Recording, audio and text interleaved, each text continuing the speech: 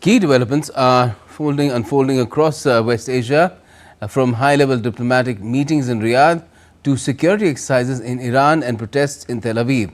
Here's a roundup of the latest updates. Top diplomats from the Middle East and Europe convened in Riyadh on Sunday for the first regional meeting on Syria since President Bashar al-Assad was ousted.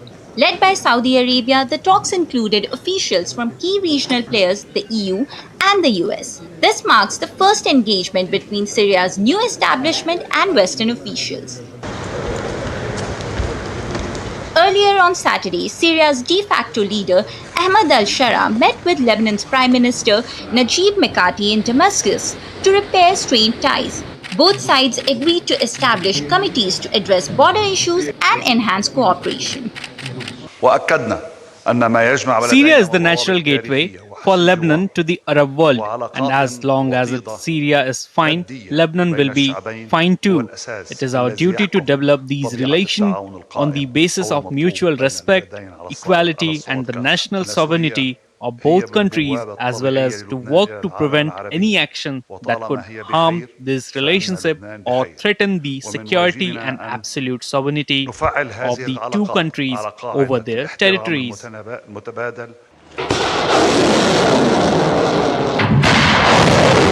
Iran conducted air defense exercises amid rising tensions with Israel and the incoming US administration of Donald Trump.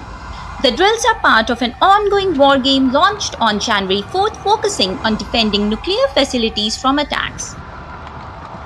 We did not add any equipment to any sites. We used the same equipment that was already at the site, utilized the same combat power with the same personnel, and carried out this exercise. In the Israel-Gaza conflict, Israeli media reported that the Gaza ceasefire talks, which were held in Doha between Israel and Hamas, are 90% complete.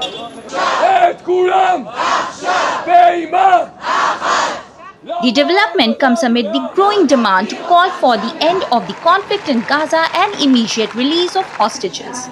On Saturday, protesters took to the streets in Tel Aviv calling for an end to the conflict and release of hostages. Families of hostages held by Hamas for the last 15 months carried posters with photos of their loved ones and chanted slogans.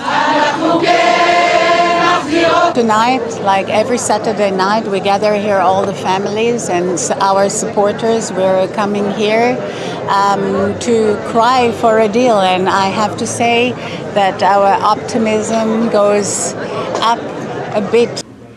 As regional diplomacy gains momentum and military preparations continue, the Middle East remains at a critical juncture.